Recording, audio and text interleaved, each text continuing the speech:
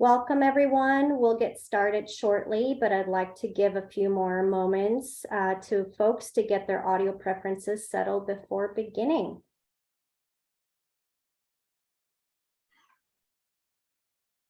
Okay, hello and welcome to today's webinar. Before I hand it off to our presenter, I just want to cover a few technical details in case you haven't joined Acro webinar in the past. We use Zoom webinar, which is similar to Zoom meeting, except that your cameras and your microphones are disabled by default. To interact with each other or with presenters, you have two main options. For discussion and general comments, you can use the chat button.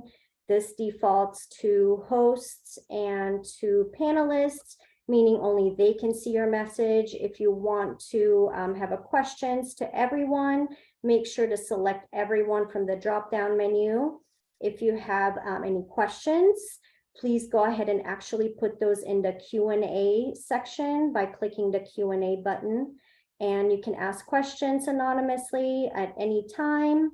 Michelle will be monitoring the questions. And without any further ado, I will hand it off to Michelle. Good afternoon, everyone. My name is Michelle Mott. I am the Director of Public Policy here at Acro. Thanks again for joining us to discuss some of the key issues and implications of the Harvard and UNC admissions cases pending before the Supreme Court. We're grateful to have Art Coleman here with us today. Art is the managing partner and co-founder of Education Counsel, LLC. He provides policy, strategic, and legal counseling services to nonprofit organizations, school districts, state agencies, and post-secondary institutions, drawing on his years of experience in civil rights and diversity and inclusion initiatives at the Department of Education, the College Board, NC-SARA, and the Institute for Higher Education Policy, among others. Art will help us focus in on practical strategies and steps that undergraduate, graduate, and professional school enrollment leaders should consider in light of the potential outcomes in these forthcoming decisions. So passing along to Art. Thank you again for being here with us today. Thanks, Michelle, so much. It's good to be with everybody. I'm happy to talk about this set of issues that are creating a kind of brewing storm for us in the higher education landscape before they actually hit. So let me begin with next slide just to frame what I want to do in the conversation today. I want to give you a little bit of grounding in the legal basics, but really to give you a foundation for understanding the implications for policy and practice on your campuses, principally focused around issues of enrollment management, but also with some broader lens on what the outcomes could mean for issues of diversity, equity, and inclusion on our college campuses. So let me start, next slide, just to begin with a little background setting on the state of the cases and the foundations that really informed the thinking going into this set of issues. Next slide. Before I begin with the legal piece, I want to give you actually a reminder that what we're talking here is really not in any real sense should it be termed affirmative action, even though I readily acknowledge that horse has left the barn. What we're talking about is a theory that is about the educational benefits of diversity, achieving those benefits through a focus on compositional diversity that then yields better student experience and ultimately good outcomes. It is an institution-facing lens. It is not a societal-facing lens. It is not a remedial lens. It is not even, strictly speaking, an equity lens. There is obvious intersectionality between equity concerns and issues and the issues around the educational benefits of diversity. But this theory that is present in both the UNC and the Harvard cases is one that has guided institutions in their work since at least 1978, when the court then struck down the prospect of advancing societal, remediating societal discrimination through the consideration of race in admissions. So if we'll go to the next slide. Next slide. This is the history of the cases, the 45 years that brings us to today in the cases that are being decided. And what I want to lift up here is just briefly to reintroduce the notion of the Bakke decision, where Justice Powell really discovered out of some amicus briefs that were filed the potential of this educational benefits of diversity theory as a foundation that could justify the limited consideration of race in admissions. So even as the court in that case was striking down what it perceived to be a quota system in a medical school context, Justice Powell was finding this thread about the prospect of advancing diversity goals that then took force not only through Department of Education policy and practice, but most importantly through the US Supreme Court, again affirming those principles in 2003 in the University of Michigan cases. And that's where in the Grutter decision, Justice O'Connor recognized and held that the theory that Justice Powell had held out in 1978 was in fact the right articulation of the legal doctrine. And she established not only that institutions could consider race in a limited way in their admissions context to advance the educational benefits of diversity, but she also provided a legal framework to guide institutions and future courts in that analysis. And you see that play out over the following years, where in the University of Texas case, which went to the court both in 2013 and 2016, the court ultimately affirmed UT's limited consideration of race to advance its diversity goals on a very different set of facts, but affirmed it in essence, reinforcing the framework and the analysis that Justice O'Connor had led for the court in 2003. So we have what is, over the course of 45 years, a remarkably aligned, coherent body of case law that has guided institutions and the relevant federal agencies and courts that have addressed the questions on this question of under what circumstances can race be considered in an admissions context to advance legitimate, compelling goals. That framework was established. Next slide. And so this brings us to today. And in 2023, we now have the Students for Fair Admission suing both Harvard University and the University of North Carolina, alleging in essence that that 45-year history should be discarded as unwarranted, as inconsistent with the Constitution, and in SFFA's own words, that the court should find that Grutter was wrong on the day it was decided.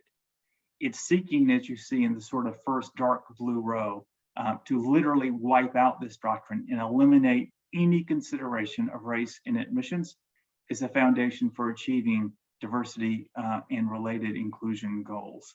There are other issues at play in the cases as well that have been ruled on by lower courts and briefed by the parties going to the Supreme Court that deal with more fact-specific elements of their particular policies, specifically with respect to both Harvard and UNC, challenges to the actual design and the way in which race is weighted or considered in the admissions process, challenging as well in the plaintiff's view, the failure to pursue all viable race-neutral strategies, which is one of the elements of the Grutter test that institutions must satisfy if they're going to consider race in admissions. And in an obviously widely publicized set of issues, SFFA also complained that Harvard's policy resulted in intentional discrimination against Asian American applicants. In all of the lower court rulings, the courts ruled in favor of the institutions. Harvard prevailed at the district court, as well as the First Circuit Court of Appeals. UNC prevailed at the district court level, and before it had a chance for the case to progress to the Fourth Circuit Court of Appeals, the US Supreme Court lifted that case out of the queue to consolidate it with the Harvard case and hear those cases together. And so that brings us to this moment in time. If we'll go to the next slide. The question is why now? Why would this court, after just a relative few years of affirming the University of Texas policy under its longstanding precedent, would it be considering these issues again? I think one at least partial answer to that question is the composition of the court.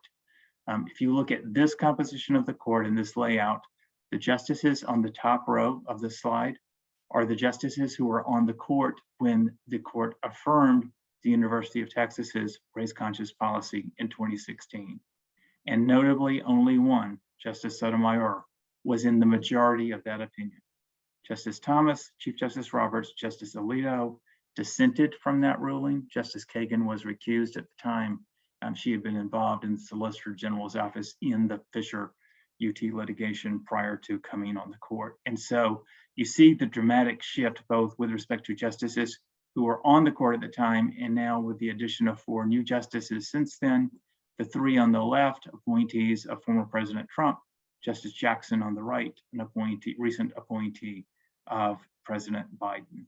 And so the shift in the makeup of the court, I think, certainly tells part of the tale. And I would also say, and we'll get into this in a bit, while I'm not going to sit here at all and predict particular outcomes, I think it is a fair to surmise that this court did not take cert in these 2 very notable cases just to tread water, particularly in light of the fact that it advanced UNC jumping over the Court of Appeals to initially consolidate it with the Harvard case. I think it is an indication of the court desiring to take steps in this direction that may result in real disruption to our settled precedent in a way that we've not seen over the course of 45 years. Next slide. Of course, any outcome is possible, and it's hazardous at best to predict any kind of particular outcome, including in light of oral arguments, a segment of which I'm going to share with you in a minute. But I want to lift out this sort of range of possibilities so that we have in our head not only the question of really who wins and who loses, but it's really how you win or how you lose that I think is going to really matter to the field of higher education, and in particular, those charged with responsibilities in the enrollment space. And we are focusing through both institutional work and work with national organizations like AACRAO to really hone in on the bottom of the slide. The question fundamentally being, if the court is going to rule in a way that is fundamentally disruptive to the settled norms, what does that mean? What does that look like? And how do we get ready for that potential reality? And I think not only is that sort of wise in any context, given the makeup of the court, and I think all of the conventional wisdom, I think it's more likely than not we're going to end up with a ruling that's somewhere in this zone between the orange and red, most likely, given the both composition of the court, the nature of the questioning posed by the justices, and just sort of general precedent that ties a number of the justices to prior decisions that indicate some hostility to the consideration of race and admissions. That is not a guarantee. That is not a prediction. Anything can happen, even late as they are shifting drafts of opinions back and forth. That justices sometimes change their mind. But I think what's important here for planning purposes is let's get ready and assume a kind of worst case scenario, because that's really where you need to think through scenario planning, option A, option B, option C as we go forward. And I want to say in this context that while I think the bottom row, where the court fully sides with SFFA in any consideration of race is prohibited in the context of higher education admissions, I consider that Armageddon for us. That while many are predicting that, I think there are reasons to be hopeful that the outcome may not be as dramatically bad as that suggests. In particular, I think there is an avenue by which the court might still further limit the consideration of race, but recognize the authentic individual lived experience, identity, and perspective of individual applicants recognized in authentic holistic review, and recognize the power and importance of race in that context. And so this distinction between what I term a tsunami, which I think we can navigate, and ultimately Armageddon, which I think is really going to be quite consequential in a way that makes us go back to square one and really think through our strategies, is a fine line to be sure, but an important one to consider. And so what I'd like to do on the next slide is play for you a clip from the 5 hours of oral argument, a real marathon session on Halloween of last year, in which the justices probed and probed and probed.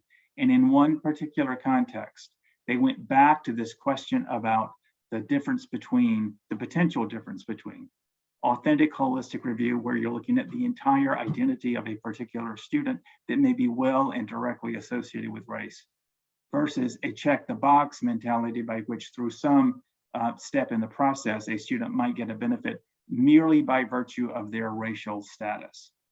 And the term check the box to describe that latter practice was a term that was actually used over 30 times in oral argument. So I'm sharing with you one clip of probably 4 to 6 where the justices continue to go back to this point, in part because I think they wanted to understand it, but in part, this is actually a point that SFFA conceded in passing in its briefs, and then very clearly, as you will hear, conceded in oral argument. That doesn't mean the court's obligated to accept that concession, but I think it could portend a potential line drawing that lands us in the zone of more of a tsunami than Armageddon.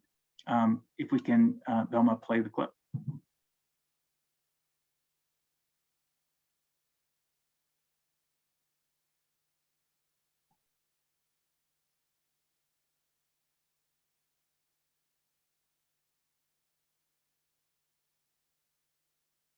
Velma, I've got no volume. School, she described, back to Justice Sotomayor's question, she described an applicant who came from an underprivileged school who maybe didn't have the best teaching, best opportunities to score well on the SAT. And I want to know whether, in your view of the world, if a student wrote an essay describing some of the experiences that Justice Sotomayor said, you know, I struggled, socioeconomic diversity, racial prejudice, things that shape who I am. In your view of the world, could a university take that into account without offending the equal protection? Yes, I think this court's precedents even note that the act of overcoming discrimination is a separate and apart distinction from race, in part because any member of a race may be in a position, or a member of any race might be put in a position where they feel somewhat isolated or somewhat different. Okay, so I understood you telling Justice Sotomayor that you thought that would not be permissible, but that's not your.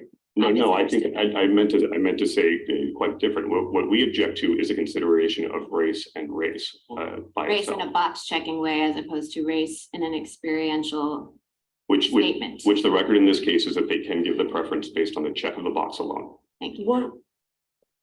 So this very fine line, I think, has implications for how we think about the way the court might rule and what readiness strategies will be. And we'll turn to some of those details in a minute. But before we go there, let me go to the next slide. I want to talk broadly about the implications. First, starting with the obvious point that admissions across the board are likely to be affected by this ruling. And we should be prepared for the implications of what comes out in that admissions context. But the important point is to stress that the ripple effects of the decision may go well beyond the question of admissions. They may rise to the level of other enrollment, policy and practice, as well as other program design elements within your institution. And in this context, I want to lift up in particular the prospect of implications for financial aid and scholarships. We'll get into this in a bit more detail in a minute, but the point here is simply that the implications of an admissions decision could reach race-conscious financial aid and scholarship programs and have an impact on thinking through design issues there. Similarly, with respect to recruitment and outreach programs, there may be implications here, both positive and negative, actually. To the extent you've got recruitment programs that involve some limited number of students who are eligible, for instance, a summer enrichment or experience kind of program, then you may well run into these issues. In the question of broader inclusive recruitment and outreach, there may be more you can do in a race-targeted or race-aware way that are not contemplated by the court. And then there are broader programs design questions, both with student support and academic programs that may be DEI related, that could have some impact off of whatever the court decides. There are a couple of other points to emphasize. One, with respect to the expected reach of the programs, there's a perception that because these are undergraduate institutions, the reach is only going to be to undergraduate schools or institutions affected. Not the case. I think it's almost certain that all graduate and professional school programs are going to be implicated here, just as undergraduate programs are. And I would just remind you, we go back to 2003, the Grutter case was a law school case that then set precedent for all of higher education. It was rendered in tandem with Gratz, which was an undergraduate decision. And so the principles really covered the gamut, and we expect that here.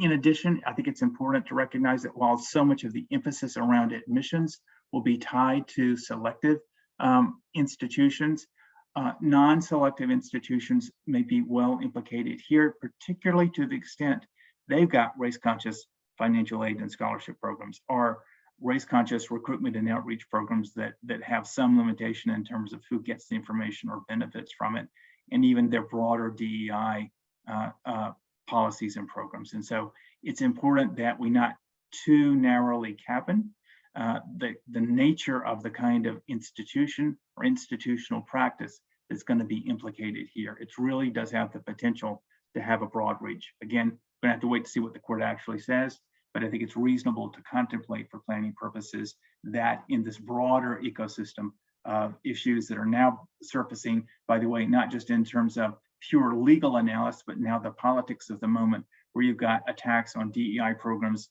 from coast to coast, and the challenge to even the establishment or funding of DEI programs coming from governors and state legislators and the like. So this is very much part of a much bigger picture of challenge, and it's one key element that I think could have consequences both legally and as a matter of political discourse. So how do we get ready for this? I want to turn, if we can go to the next slide, to a couple of visuals that will help us just frame getting ready for this and thinking about managing the process. First, next slide. Our timeline. Just as we can't predict an outcome of a court opinion, we don't know the day on which it's going to be rendered. But if passed as prologue, what we are likely to see is a decision in these two cases being rendered sometime in late June. We certainly expect the decisions to be rendered by the end of June, which is the end of the court's term. But I don't think it would be wise to assume we're going to see an end of June decision and to sit back and sort of wait for decision day. What we are urging individuals to think through and consider as we get ready for the decisions is the prospect that you could even have a decision in April or May, let alone earlier in June. And it's important to really get ready for those decisions now. And so you don't want, the bottom line is you don't want to wait until decision day to then say, oops, what should we do now? Now is the time to begin serious thought and planning around the kind of scenarios that might come to pass in this more disruptive zone that I outlined, and to think through what policies and practices might be implicated and what you might need to work on in terms of change. So there's a policy focus, there's a set of campus conversations and sort of stakeholder engagement and understanding and getting people ready for the potential of a decision that could be not only adverse, but consequentially adverse to the field, and to think through in a related way important communications planning and stakeholder engagement strategies that are important in that context.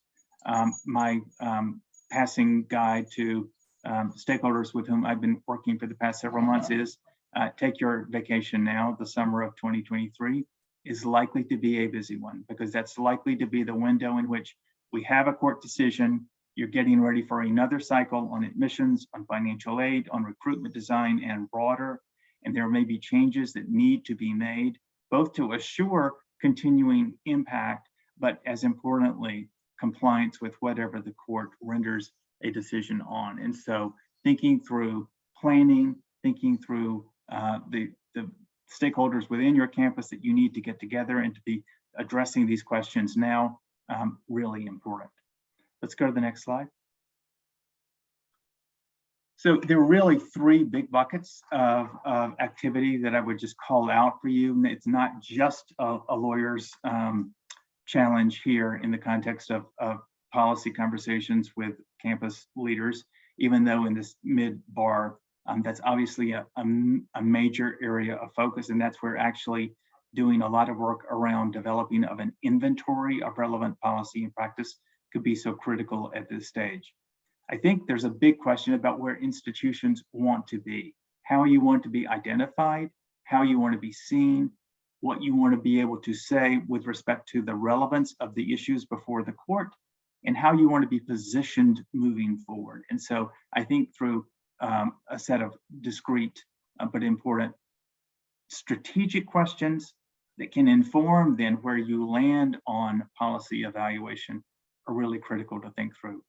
And implicit in all of this is how you engage with your campus community.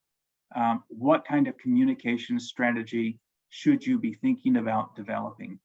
How should you talk to students, faculty, staff, alumni about these issues, both now and moving forward with respect to the decisions, and be ready on decision day to come forward with a statement about what your position is as an institution. That's an institution-specific question, but I will offer 3 quick points for your consideration on that. Number one, to the extent your institution has a desire to be heard, to take a stand, to engage with your campus community, number one, I think it is really important to say we will comply with the law and we are taking steps to assure that all our programs are compliant.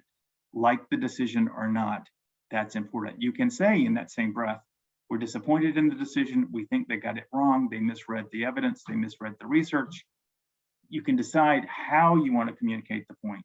But the point is, I think we need to reinforce the notion of we're going to comply with the law. But I don't think you have to just stop there, particularly in the context of a set of decisions that I think we could anticipate are not likely, at least based on what we can reasonably surmise, to be favorable in a higher education context.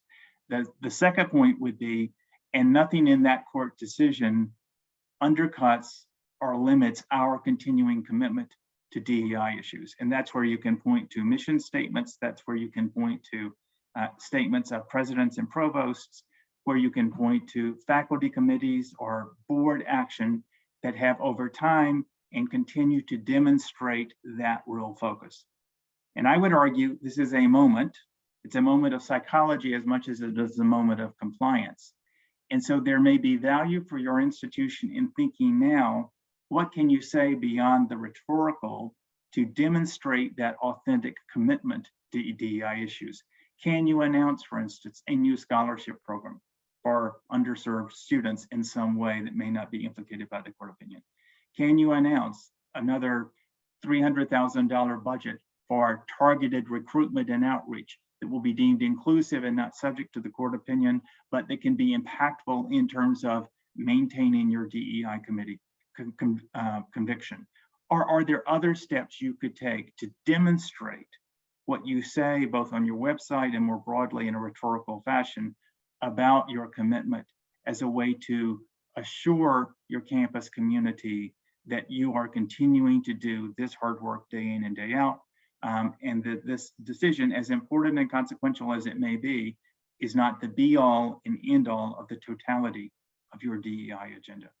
Important points to be thinking about and not to be scrambling around the day after a decision, but really to be thinking in advance. So if we can go to the next slide. I want to turn very quickly before we open it up for Q&A to a little bit of a deeper dive on policy implications that could come from the court's opinion, just to get our heads wrapped around the way to think about strategizing on policy design issues that could very much be front and center and facing us in the summer of 2023. Let's go to the next slide. Next slide.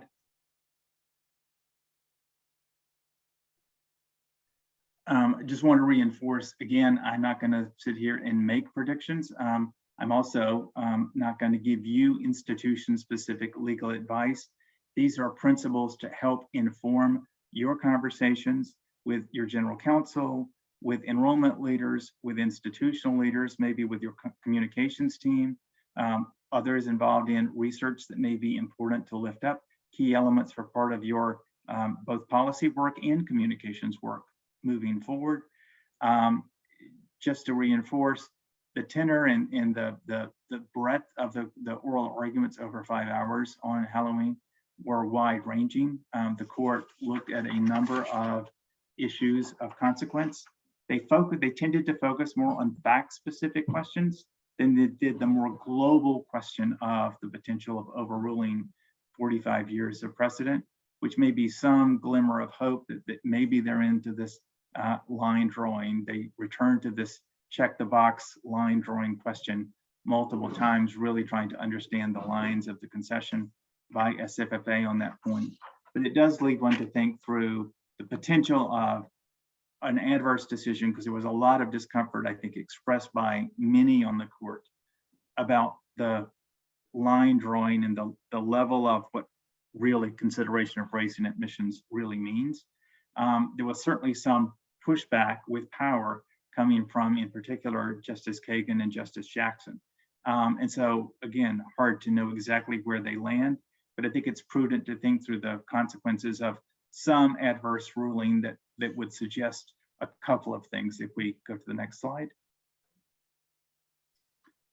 First, one point with respect to holistic review in admissions based on applicants' interests and experience, but not their racial status. I would argue, again, there's at least a baseline for a prospect that preservation of an examination could be preserved because SFFA so clearly and repeatedly conceded away the fact that it was not looking to undermine the ability of a student to talk about their experience and having life experience with racial discrimination or a commitment to social justice.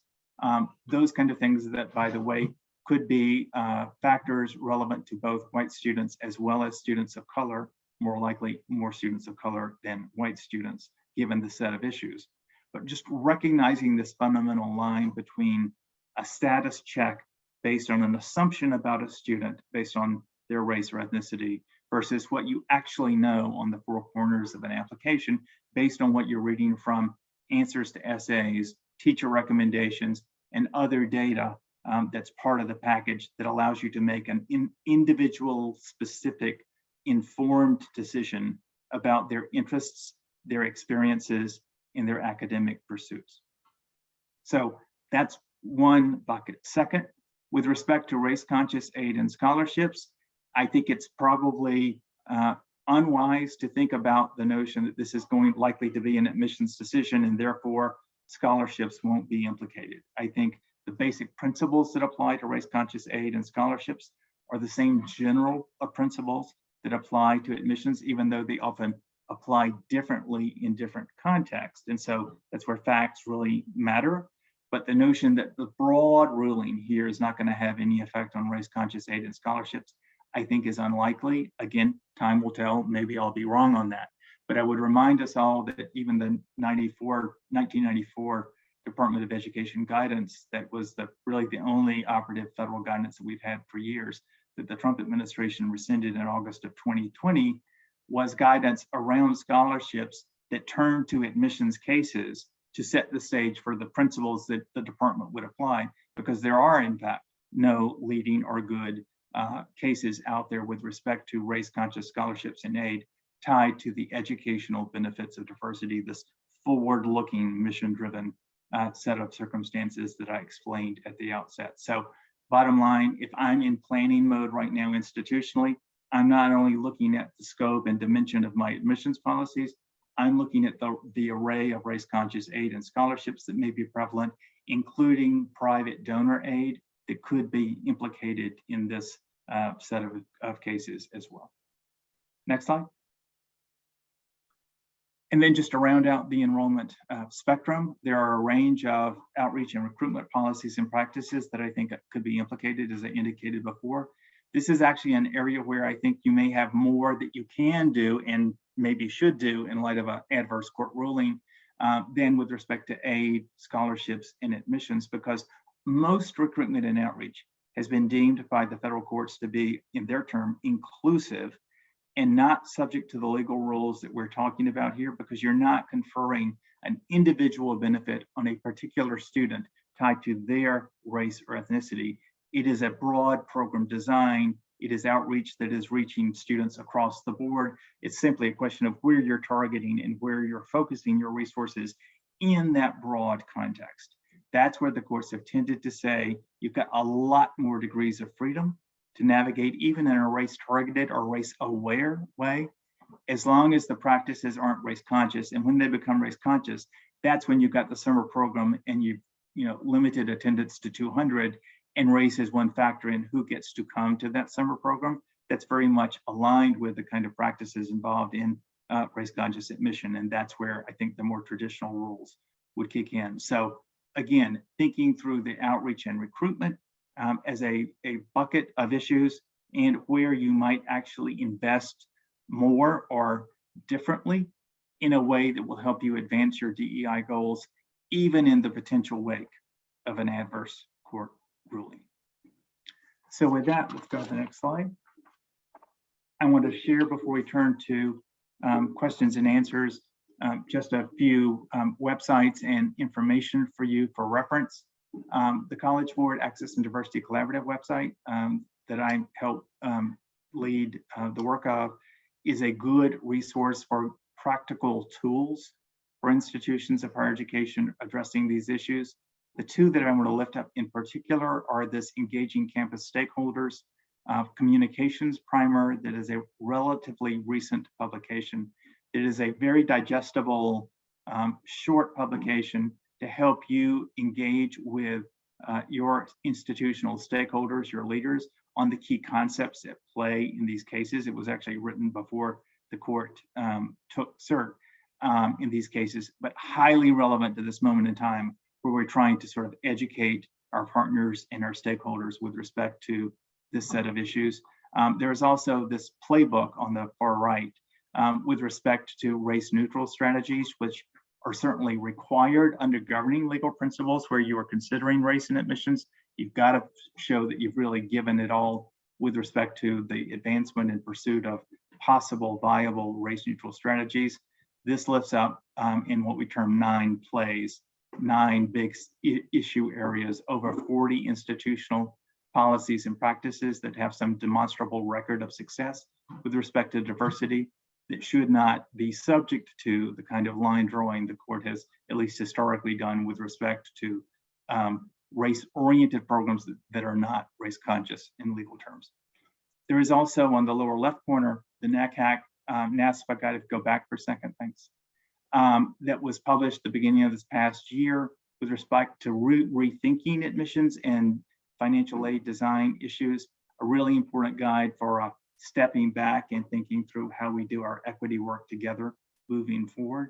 And then really mostly for lawyers or very senior leaders, AAAS published a Diversity in the Law website last summer that we were a part of in helping develop legal tools and resources to guide offices. And so it's a rich with a lot of information, but I'm not going to pretend it's easily understood by non-lawyers. So it's mostly for your lawyers. Now to the next slide. And the College Board Access and Diversity Collaborative has just launched a web hub for information on the cases. You see the address in red here. You should constantly revisit that. We are continuing to populate that with tools and resources that can help with respect to your planning and readiness for the court decision. And we will be updating that with case analyses with implications for what the court says in the wake of the decisions when they come down. All right, with that, I'm going to take a breath. And Michelle, I think I'll pass the mic back to you for some engagement with our audience on Q&A. Okay, great.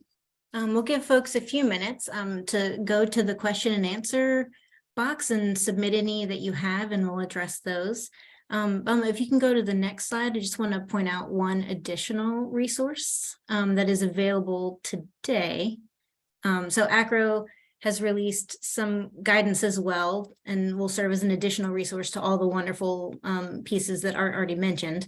But it's sort of to help in this self-audit that he's encouraging campuses to undertake as you review your policies and practices in this regard. So please go to that website, use this resource as well.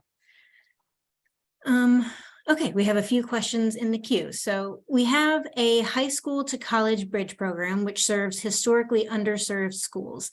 Is it possible an adverse ruling will impact this program? So and this is where, and I don't know that I said that, but if I did, I should repeat. Nothing that I say here should be deemed sort of specific legal advice. This is really where you've got to turn to your counsel, because the facts, and this question tees this up nicely, the facts of a question like this really matter a lot. What I can say is there is nothing in the four corners of the case. There's nothing in the way that the parties argued the case, both in briefs and oral argument, that would suggest or invite, let me say it that way, the court to issue a ruling that is, technically speaking, broader than the question of admissions. Said differently, I don't expect the court to go into detail on financial aid and scholarships. I don't expect the court to go into detail on recruitment and outreach. I don't expect the court to go into detail, to your question, on bridge or pipeline programs. But I do think there is a potential that the court's language about how we think about these questions and issues could really have these ripple effects. And it's hard to predict with any certainty about what that means. But I think it is wise, not only if I'm an institution now thinking about how I get ready, and one of my first steps, I would argue, should be getting an inventory of policies and programs that might be subject to a court ruling. I would think broadly rather than narrowly, because it's certainly in the moment easier to then say, hey, they didn't even touch this, we don't need to worry about it, as opposed to scrambling to try to figure out what you may need. So I would be identifying all of those policies and practices that are race conscious. And by that, I mean policies and programs that confer an individual benefit to some students and not others, at least in part based on their race or ethnicity. Consideration of race in admissions, a race conscious scholarship where race is a factor in either the amount of the award or the existence of the award. It may be conditioned on that.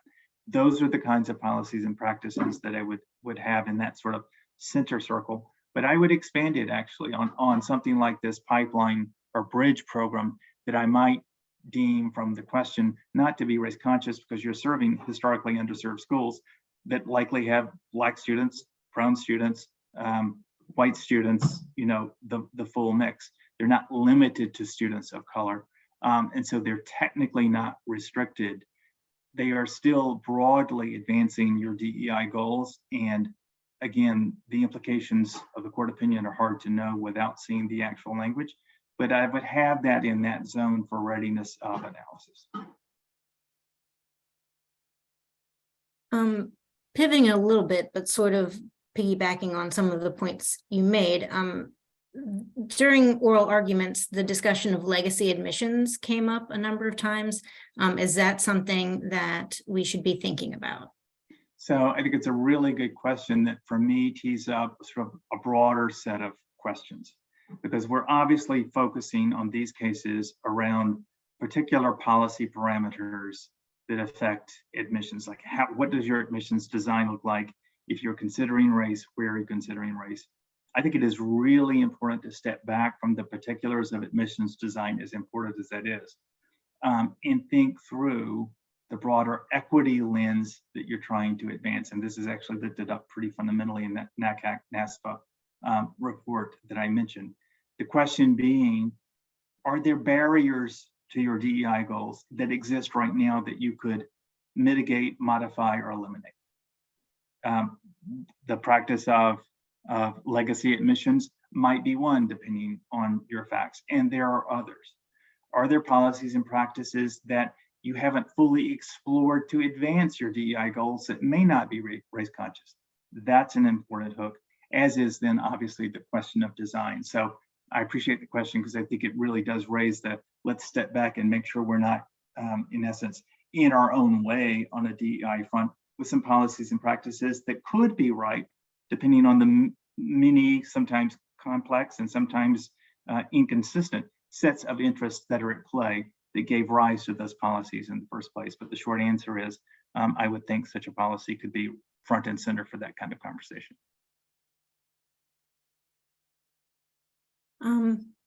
So there's a question asking if you would elaborate a bit more on the distinction you made between race conscious and race aware. Yeah, so the term race conscious is a legal term of art. The court, to my knowledge, has not really adopted the race aware concept. We are using it to try to draw the distinction that I will now try to articulate. Race conscious in legal terms has historically meant a policy or practice that confers an individual benefit on an applicant or a student based at least in part on their race or ethnicity. Period, end of sentence. So when you are making a decision that is going to favor some students and not others, and if race is entering that decision and the decisions are favoring students in an individual way, not like in a group or a broad design way, then those policies and practices are considered race conscious. And so when race is used in admissions, every individual student that is admitted gets a review, and if race is playing a role, that's race conscious. Same with respect to financial aid and scholarships. What I've termed for the purposes of this conversation as race aware, which I think is actually technically race neutral, not race conscious, is where you may actually have an intent or desire to expand your pool of applicants, for instance, because you're not getting enough students of color, or you may not be getting enough Black male applicants in a particular area, and you want to do something in a targeted way, and you decide to dedicate funds toward broader outreach, and you are now going into 25 high schools that you never went to before, or you are spending more time in 25 high schools than you ever did before. You're not giving a benefit to a particular student by virtue of that design approach. What you're doing is targeting your support and funding to ensure you are reaching students that you've not historically reached. I would argue that kind of practice, generally speaking, is typically deemed by the federal courts to be legally neutral, albeit race aware, where you've got that intent and focus, but no individual student is getting the benefit that another is not. And I think that's the real dividing line between what in legal terms is the difference between race conscious and race neutral. And in my context, for illustrative purposes, I'm trying to put a gloss on it to say it's race aware, even though it's legal neutral. Thank you. Is there anything that you anticipate affecting registrars in their roles? Really not beyond the kind of questions and issues that I've surfaced. I will say one of the questions that may be implicated or implicit here is sort of how we think about data and data collection and analysis. And I think, again, in this case, there's nothing on the four corners of the oral argument. There's nothing in the four corners of the record that's remotely suggesting that you can't and shouldn't be collecting data, disaggregating data, using data to target design of your work, of programs of support for students, depending on what that needs. But it's one of the things my eyes are wide open in this moment in time where you've got a Supreme Court that it can be full of surprises to pay attention to that line of questions as well. So you actually sort of touched on this in your response here, but I do want to pull this one out specifically. One attendee is at a university, and some of the messaging regarding opportunities are targeted at students who identified as first-generation college students or who we know qualify for Pell. Do you have any comments on how the court's decision regarding race might eventually lead to directed sharing of information based on student subpopulations rather than to all students? Well, if the question there is really going to other diversity interests, like if you want Pell students as part of your mix, or you want students who are first generation students as part of your mix, I think there's nothing in the legal rules to date that would suggest there's a problem there. And to the contrary, I think those are precisely the kind of areas of focus. The conservative court has said, yes, that's where you should be looking, at least as a foundation for any consideration of race, because to the extent that that kind of focus can generate more racial diversity, it's doing so in a neutral way, as long as the interest in your low-income student or your first-generation student is an authentic interest of the institution, if that is part of your mission, that is part of your reason for being, that is part of the design of who you want to be as an institution, then I think courts should not only not lump that within this broader set of concerns about where we draw lines associated with race. They should be affirming it, because remember, one of the requirements of the federal law is if you're going to use race as a factor in admissions, for instance, you've got to show that you've really pursued all viable race-neutral strategies, one of the set of claims that the plaintiffs challenge UNC and Harvard on. That pursuit of race-neutral strategies can and should include issues like, what am I doing with respect to students who are low-income students that may be in their composition more students of color, but because I'm pursuing that as an authentic, not as just a proxy, as a way to wink and nod to get more students of color, you should be on sound footing there. Do you think that these decisions may implicate any special considerations, including gender conscious? So it's interesting. We're dealing right now with the Equal Protection Clause with respect to UNC, and Title VI with respect to Harvard and UNC. Title VI that prohibits discrimination on the basis of race or ethnicity. Title IX is not directly implicated, but you've got to, I think it's realistic to step back and think, we're also talking sort of judicial philosophy and approach, and it's not beyond the realm to think that there could be these ripple effects, again, depending on what the court says, with respect to policies and programs that are sex or gender conscious, just as we have policies and programs that are race and ethnicity conscious. Now, the courts for years have recognized the standard of proof to justify sex or gender conscious programs is less rigorous than race and ethnicity conscious programs, but it is still in the same zone, in my view, and fundamentally of comparable rigor.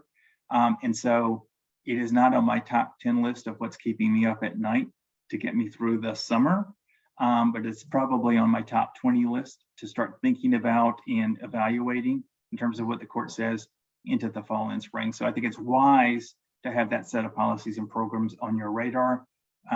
Just not clear that it will go necessarily into that level of detail.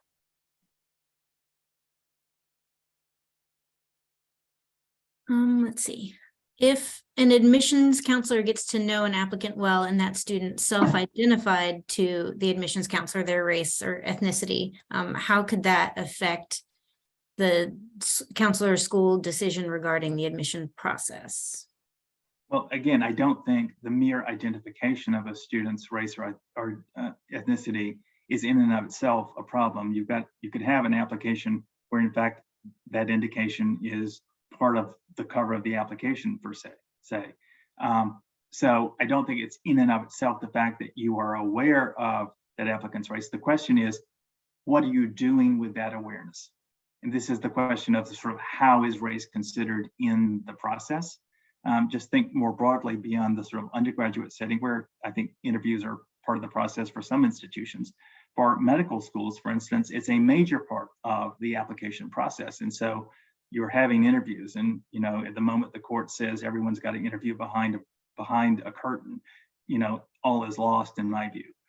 So I don't think that we're anticipating the court going that far, just as I think there is at least a fair shot that the court may hew the line that I lifted up out of oral argument, recognizing we could know about the racial background of a student through an application, through an essay. And to the extent that racial background is tied to their authentic identity, how they see themselves, what they want to pursue, the interests they are committed to, the passions they have, all of those factors legitimate to consider. Potentially where the court drawing the line to say, but if it's purely the status of the student, the racial status, that is informing or influencing the decision, that's where we've got an issue. That may be where we come out, but we'll see.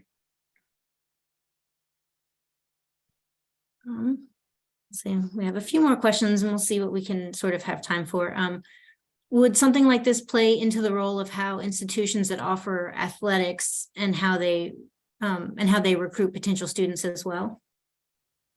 It would depend on whether that policy or practice implicated any consideration of race or ethnicity, is the simple answer.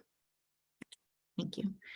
I think we have time for one more, and probably a big one that you may likely get often. If a ruling comes down that requires changes to policies and practices, what would the timeline to make such changes be? Immediately or within some range of time?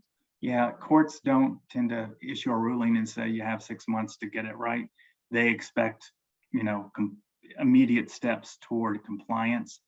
I think practically, number one, this is an important set of questions to engage with your university or college counsel on, to make sure you're aligned with their assessment about where the timing likely lies for any evolution of policy and practice. I will say, generally speaking, without giving you specific legal advice, I think the prospects are, given this is going to end up late in the court's term, after most institutions are done with certainly the vast majority of their admissions decisions, many, if not most, of the financial aid awarding or decisions have been made, and certainly those policies have been already in place. The notion that you would change a policy in practice for the final 10% or 15% of a class based on a court ruling yesterday seems far afield. I think what you want to demonstrate is you are moving with all due speed to get ready for any policy and practice implications and changes that may be called for by the court decision for that next cycle. And that's where, frankly, I think this very busy summer that I alluded to is going to be a very busy summer for a lot of institutions if we see a court ruling that is materially disruptive to the state of play for the 45 years that I outlined at the outset. And again, the court has surprised us before. I will remind everyone, I think it was 2 years ago, Justice Gorsuch, a Trump appointee, issued, I think, a 6-3 ruling that extended the scope of Title VII, which covers discrimination in employment, very different legal regime, to gay and lesbian and transgender individuals. Like, certain court watchers were not surprised because of his particular sort of academic bent and legal analysis, but from a sort of broad political swath, it would have been, oh my goodness, I can't believe that happened. You never say never with court opinions and outcomes. Again, the focus here, and I appreciate the invitation from AACRAO, is to really think through a planning scenario where you are getting ready for the kinds of rulings that could be most disruptive to you as an institution. And the point is, this month and the months that follow are the times to really begin to think through the consequences, to make sure you've got the right team members together, communications, legal, policy leaders, research, others who are coming together to understand with the same foundation where you want to stand as an institution and how you want to proceed on this set of issues. Right. Let's say we may have room to sneak in one more question. Sorry. If the court prohibits a check the box approach, do we mitigate risk if we collect race ethnic data after enrollment? And you certainly, there's a risk you get sued, and there's a risk you lose if you get sued. You certainly mitigate risk if for some reason you don't need that information around race in the admissions or enrollment process. But if they are saying, and this isn't if, but if they are saying, we're going to declare as unlawful, it's the sort of categorical check the box mentality, but we're going to allow consideration through this authentic holistic review, as I've described it earlier, then I think you want to take it, again, an institutional choice, but take advantage of that leeway to best serve your DEI goals. And so I would be quick. It's a good reminder. Let's be quick not to both overreact or underreact to the court's decision. And that's why I think having really good guidance that we'll be working on in the immediate wake of the court's decision coming out to help guide institutional thinking and decisions as they are making judgments about policies and practices and their own risk tolerance, given sort of the future and the state of play. Excellent. Thank you so much. And thanks for everyone for joining us today. Art, thank you so much for all of this whole entire discussion and all of your resources and advice. I think it's been extremely informative and useful, and obviously this is an issue that we'll continue tracking and get members updated information as it comes along. So again, Art, thank you. Do you have any Thanks, Michelle. final Thanks so much. thoughts? Just appreciate everyone's time. Good luck. Thank you.